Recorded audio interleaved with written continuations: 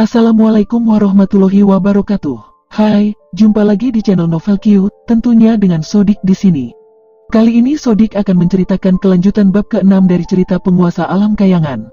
Sebelum itu, tak lupa mengingatkan, jangan lupa klik like, komen, dan share ke teman atau kerabat kamu, karena itu membantu untuk perkembangan channel Novel Q. Juga subscribe bagi yang belum, dan aktifkan loncengnya, agar kamu bisa mendapatkan notifikasi terbaru dari cerita selanjutnya. Oke, langsung saja ke ceritanya, selamat mendengarkan.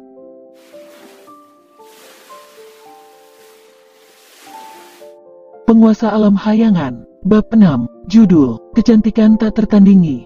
Ketika Sin Agung masih hidup, posisi Sin Bejo di keluarga Sin tidak ada duanya, bahkan pemimpin keluarga Sin saat itu menghormati dia. Ada alasan yang jelas. Bakat Sin Agung saat itu memberinya potensi untuk menjadi salah satu ahli terkuat keluarga Sin di masa depan. Di dunia ini kehormatan hanya untuk mereka yang memiliki kekuatan, seperti ayah Sin Agung, Sin Bejo sangat dihormati. Namun, setelah kematian Sin Agung, cucu Sin Bejo yang baru lahir dengan pusat cakra yang rusak. Meskipun dia yang terkuat di kota Klaten, putranya sudah meninggal, cucunya cacat, dan dia tidak memiliki penerus lain. Posisinya di keluarga Sin sekarang mengalami kemunduran. Sin Bejo tidak marah karena dia sudah terbiasa dengan kata-kata sinis ini. Dengan senyum acuh tak acuh, dia berbicara. Terima kasih semuanya untuk kedatangannya secara pribadi hari ini. Pastikan untuk minum lebih dari beberapa cangkir anggur untuk merayakan acara ini. Saya sudah memberi Anda wajah dengan secara pribadi datang ke sini hari ini, jadi saya tidak butuh anggur. Cucu saya Sin Chengxi sekarang telah mencapai tingkat ke-7 dari ranah fondasi. Saya sudah lama berada di sini, saya harus secara pribadi menstabilkannya. Tetua ketiga berkata dan dia berdiri. Chengxi sudah mencapai tingkat 7 ranah fondasi, baru berusia 17 tahun dan memiliki kesuksesan seperti itu, masa depannya benar-benar tak terbatas. Tidak heran jika Anda bersinar secara positif hari ini, itu pasti memuaskan. 4 tetua lainnya bangkit untuk mengucapkan selamat kepadanya dengan ekspresi terkejut di wajah mereka. Meski begitu, wajah Sin Bejo tampak murung. Keempat saudaranya selalu menghujani dia dengan hormat, tapi sejak kematian Sin Agung dan pusat cakra Sin Awan rusak, sikap mereka berubah menjadi buruk. Pada dasarnya, mereka tidak repot-repot menunjukkan rasa hormat padanya lagi. Mereka biasanya membual tentang cucu laki-laki mereka sendiri di depannya, tapi sekarang, di aula pernikahan cucunya sendiri, mereka masih tanpa takut memamerkan hasil cucu mereka sendiri. Saudaranya menggunakan cucu mereka sendiri untuk merobek bekas luka yang paling dalam di hatinya. Tiba-tiba, pemimpin upacara, Sin De, buru-buru mencoba mempercepat proses pernikahan dan berseru dengan suara tinggi yang melengking. Pengantin perempuan dan pengantin pria, masuk ke kamar pengantin. Tamu terhormat, silakan pergi ke perjamuan. Di tengah suara gong dan gendang yang meriah, pasangan yang menyaksikan ritual mereka sampai selesai mulai berjalan menuju halaman kecil Sin Awan.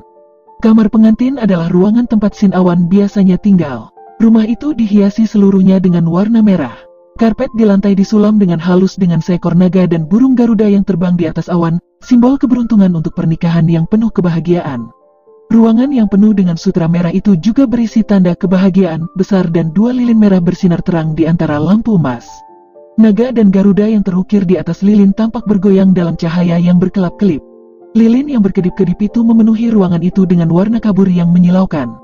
Itu terisolasi dari dunia luar dan berkilau sedemikian rupa sehingga bisa membuat mata seseorang melembut.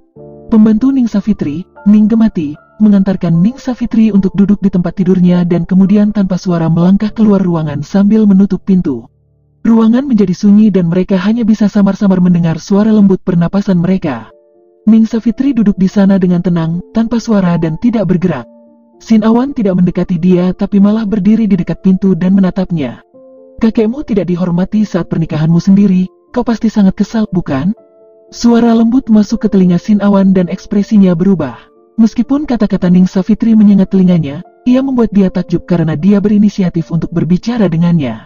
Sin Awan melirik ke sampingnya dan dengan ragu berbicara, kau bisa melepas mahkota Garuda itu sekarang. Benda itu terlalu berat dan jika kau memakainya terlalu lama, itu akan menjadi tidak nyaman. Menurut tradisi pernikahan Pulau Jawa, pengantin pria harus melepaskan mahkota untuk mempelai wanita. Beberapa saat yang lalu, saat dia berusaha membantunya keluar dari kereta, dia menyengat tangannya dengan aura dingin misteriusnya. Sin Awan terlalu takut untuk menyentuhnya lagi karena dia takut akan hal itu terjadi lagi.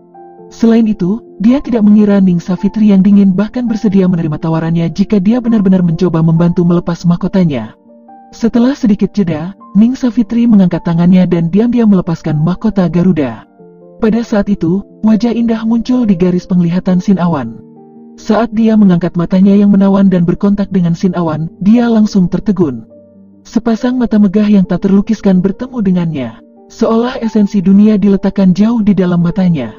Bahkan pelukis paling indah di dunia atau kata-kata paling berharga sekalipun tidak bisa secara akurat menggambarkan kecantikannya. Kulitnya yang seperti giok dan putih salju di bawah lampu redup di ruangan itu. Bibirnya seperti kelopak bunga yang paling halus dan hidungnya terbuat dari batu giok putih yang paling indah, tinggi dan bangga dengan aura bangsawan. Reputasimu melebihi dirimu, Sin Awan bergumam, mengukur dengan matanya yang tak berkedip. Sepasang mata indah mengintip ke arahnya. Gravitasi yang tak ada habisnya menarik semua perhatian dan pemikirannya, sehingga menyulitkan dia untuk memindahkan matanya ke tempat lain. Meskipun ini adalah pernikahan yang diatur yang diputuskan sejak mereka lahir, selain sesekali melihatnya saat masih muda, ini sebenarnya pertama kalinya ia benar-benar melihat Ning Savitri sejak usia 10 tahun. Ini karena Ning Savitri jarang meninggalkan rumahnya dan Sin Awan yang cacat memiliki harga diri yang rendah. Dia hanya mendengar tentang Ning Savitri dari desas-desus orang lain dan setelah mendengar bahwa Ning Savitri telah tumbuh menjadi kecantikan yang tak tertandingi, dia membayangkannya di dalam hatinya.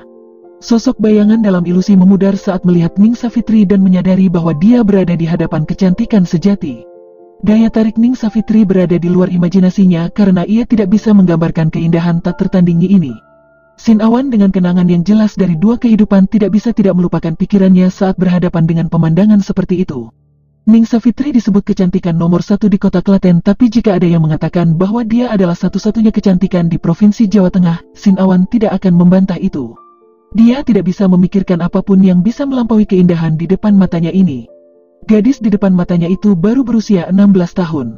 Gadis-gadis di usia itu belum berkembang sepenuhnya tapi tidak mungkin membayangkan apa yang akan terjadi pada Ning Savitri setelah beberapa tahun. Mungkin dia akan mencapai tingkat yang lebih saat itu. Seorang gadis yang setiap gerakan dan senyumannya bisa menggerakkan dunia terlahir di kota Klaten. Dan gadis ini telah menjadi istrinya hari ini. Sin Awan tidak bisa tidak mempertanyakan keaslian realitasnya. Dan kau bukan seperti yang dikabarkan rumor atau yang aku bayangkan juga. Ning Savitri bangkit dan lekuk tubuhnya yang menyentuh terbuka saat ia mendekati Sin Awan. Matanya bersinar seperti air saat dia sedikit membuka bibirnya. Desas-desus mengatakan bahwa pusat cakramu telah rusak sehingga kau hanya bisa bertahan di tingkat pertama ranah fondasi. Karena itu, kau memiliki fisik yang lemah dan harga diri rendah karena kau hanya tinggal di rumah. Temanmu satu-satunya adalah bibi kecilmu, Sin Niwang dan adikku Bima. Satu-satunya hal di tubuhmu yang bisa dianggap sebagai keuntungan adalah penampilanmu. Aura tenaga dalammu tidak hanya lemah tapi pusat cakramu memang rusak. Namun, kepribadianmu benar-benar berbeda dari rumor yang dikabarkan. Ning Savitri berhenti di jarak 3 langkah di depan Sin Awan dan menatap dengan tajam ke arah Sin Awan dengan tatapannya yang indah. Meskipun kau sengaja menyembunyikan dan berpura-pura sebagai karakter sejatimu, aku merasakan kesombonganmu sejak aku menatapmu. Kau benar-benar kebalikan dari rumor tersebut. Sebelumnya di tempatku, aku membekukan tanganmu dengan tenaga dalam tapi reaksi tenangmu mengejutkanku. Jika tanganmu tidak begitu tenang, aku akan ragu bahwa aku gagal menggunakan kekuatanku sendiri. Di aula pernikahanmu dan kakekmu, Sin Bejo diejek selama acara penting seperti itu, tapi sepertinya kau marah seketika dan kemudian kemarahanmu hilang. Ekspresi dan denyut jantungmu tidak menunjukkan tanda-tanda fluktuasi abnormal sama sekali. Sulit untuk mencapai keadaan mental pikiran itu bahkan untuk praktisi ranah spiritual. Ketika kau melihatku, ada kilau yang terobsesi di matamu dan sampai sekarang tidak berkurang. Pusat cakra rusakmu adalah kenyataan tapi kepribadian sejati dan keadaan pikiranmu telah membodohi semua orang.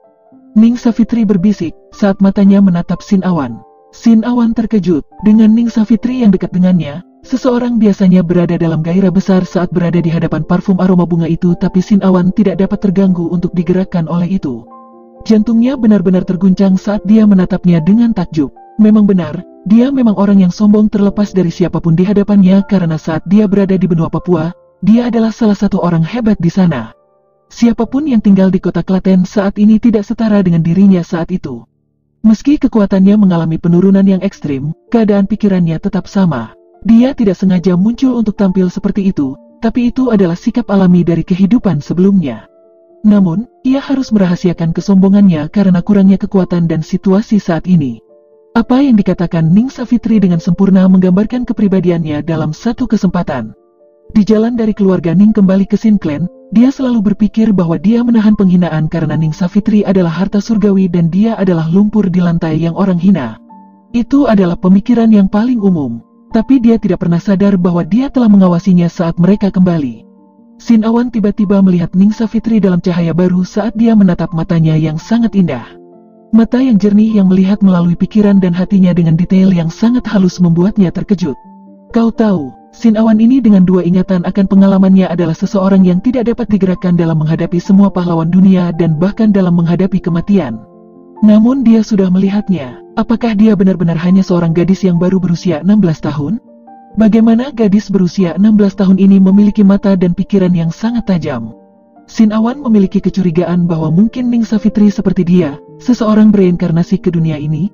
Apakah kau menahannya? Tanya Ning Savitri setelah terdiam beberapa saat. Menahannya? Sin Awan tertawa terbahak-bahak. Mungkin, kebenaran dari pusat cakraku yang rusak tidak akan berubah. Di Pulau Jawa, menjalani kehidupan dengan pusat cakra yang rusak telah membuat orang-orang melihat diriku seperti lumpur di sepatu mereka. Apakah ada perbedaan antara rasa menyalahkan diri sendiri dan daya menahannya dalam diam? Menahannya, ini lebih seperti dia menoleransi itu. Sin Awan yang kemarin persis seperti yang dikatakan desas-desus sebelumnya. Betapapun cerdasnya Ning Savitri, dia tidak mungkin berpikir bahwa Sin Awan hari ini akan memiliki ingatan seumur hidup. Perasaan dan keadaan mentalnya juga berubah seiring dengan itu. Mata indah Ning Savitri menyipit saat ia tiba-tiba mengangkat telapak tangan gioknya dan mengulurkan dua jari untuk menyentuh dadanya. Tiba-tiba, aura dingin tapi tidak sepenuhnya dingin memukul Sin Awan di dada dan menyebar ke seluruh tubuhnya. Karena Sin Awan hendak menanyakan apa yang sedang dilakukannya, perasaan dingin itu langsung hilang dan Ning Savitri membuka bibirnya yang seperti kelopak bunga lembut. Pusat cakramu memang cacat, tapi ini bukan kelainan bawaan.